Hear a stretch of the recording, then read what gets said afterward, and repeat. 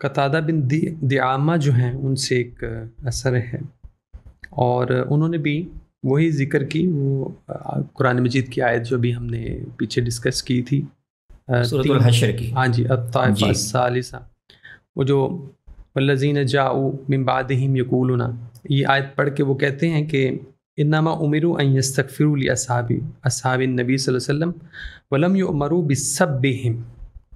وہ بھی اس پر اب بات کر چکے ہیں، یہ تھی کہ صحابہ تابعین اس آیت کا مسلسل حوالہ دے رہے ہیں، کیونکہ اس میں بڑی بنیادی رہنمائی ہے، ہمیں ان کے لیے استغفار کا حکم دیا گیا ہے، اللہ تعالیٰ نے ان کو برا بھلا کہنے کا طے کر دیا ہے آنے والی نسل، یہ ہونا چاہیے. بالکل ٹھیک. اسی طرح انہی سے ایک اور اثر ہے کہ ایک حاتب ابن ابی بلتہ رضی اللہ عنہ کے ایک غلام ہیں، وہ نبی صلی اللہ علیہ وسلم کے پاس آئے اور انہوں نے کہا لَيَدْخُلَنَّ حَاتِبٌ فِي حَيِّ النَّارِ. کوئی میرے خیال سے ان سے کوئی غلام، انہوں نے سختی کی ہوگی، جی کوئی بعض پر سخت کی ہوگی، تو انہوں نے آ کے یہ لفظ بول کہا کہ یہ نعوذ باللہ جہنم میں جائے گا حاتب. تو نبی صلی اللہ علیہ وسلم نے فرمایا کذبت انہ شاہد بدرا والحدیبیہ. ہاں تم غلط کہہ رہے تو آپ نے وہ بدری بھی ہیں اور اصحاب الشجرہ میں سے بھی ہیں، صحیح، تو ان کے بارے میں جہنمی ہونے کی بات تم نہیں کہہ سکتے، بالکل نہیں کہہ سکتے. اور پھر انہوں نے حضرت عمر بن خطاب کا بھی ایک اثر بیان کی طرف سے واقعہ بیان کیا ہے قتادہ نے، کہ انہوں نے اغلب لرجل من اہل بدر، اہل بدر میں سے کسی بدری صحابی کے ساتھ تھوڑی سخت رویات کی. تو نبی صلی اللہ علیہ وسلم نے فرمایا کہ ما یدریکا یا عمر لعلہ قد شاہد مشہدا، وہی اطلع اللہ فی الی اہلہ اور فشہد ملائکتہ. وہ جو آپ نے ایک موقع پہ حاتب کے بارے میں بھی یہی فرمایا تھا، جب حضرت عمر نے، شاید اسی واقعے کا حوالہ لے رہے ہوں، وہی ہو کہ حضرت عمر نے ان کے بارے میں کچھ سخت بات کی، تو نبی صلی اللہ علیہ وسلم نے فرمایا کہ تم کیسے کہہ سکتے ہو سکتا ہے یہ کسی ایسے مارکے میں شریک ہوا ہو، بدر کے مارکے میں، کہ جس کے بعد اللہ تعالیٰ نے ان سارے شرکاء کو یوں جھانک کر دیکھا اور کہا کہ آج کے بعد جو بھی کرو میں نے تمہاری مغفرت کر دی.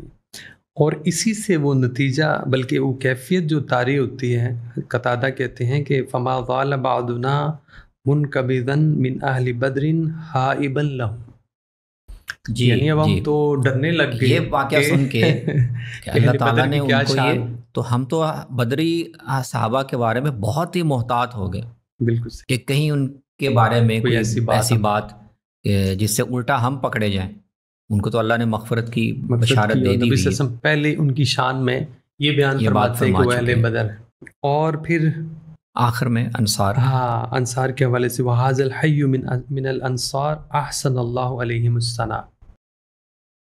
جی، اور انصار کا بھی وہ ذکر کر، تو مجموعی طور پر گویا اس اثر میں 3-4 پہلوؤں سے وہ قتادہ بھی یہی واضح کر رہے ہیں کہ صحابہ کے بارے میں ہمارا دیکھنے کا جو زاویہ ہے وہ کیا ہونا چاہیے، اللہ تعالیٰ کا کیا زاویہ ہے، اللہ کے پیغمبر ہمیں کیا سکھا رہے ہیں صلی اللہ علیہ وسلم، اور ہمیں بھی اس حوالے سے اسی انداز نظر کو اختیار کرنا چاہیے. بالکل صحیح. ایک اور اثر ہے میمون بن مہران سے، وہ فرماتے ہیں کہ ثلاث ارفضوہن سب اصحاب محمد صلی اللہ علیہ وسلم والنظر فی النجوم والنظر فی القدر. وہ کہتے ہیں کہ 3 چیزوں کو چھوڑ دو، ان کو ترک کر دو. ان میں پہلے نمبر پہ وہ لے کے آئیں سب اصحاب النبی، اصحاب محمد پہ کسی قسم کی سب و شتم نہیں کرنا. میں خیال اور کچھ میمون بن مہران کے علاوہ اور کچھ تابعین سے یا شاید بعض صحابہ سے بھی یہ منقول ہے کہ یہ ظاہر ہے ماحول میں جو دونوں تینوں چیزیں ایک وہاں پہ موجود تھیں، ان کو وہ ہائی لائٹ کر رہے ہیں. صحابہ کے بارے میں سب و شتم برا بھلا کہنے کا ایک منفی اور ناگوار رویہ، اس کو کہہ رہے ہیں کہ اس کو چھوڑ دو. صحیح. النظر فی النجوم، ستاروں کی چالیں اور قسمت کا حال اور انسانی تقدیر پر اس کے اثرات، اس میں مت پڑو. بالکل ٹھیک. یہ اس ماحول میں ظاہر ہے عراق میں تو اصنام پرستی اور ستارہ پرستی بہت عام تھی، قدیم سے ان کے قدیم سے تھی، تو اس کی طرف متنبع کر رہے ہیں. اور تقدیر، یہ بھی بحث صحابہ کے دور میں بعض لوگوں نے پیدا کر دی تھی.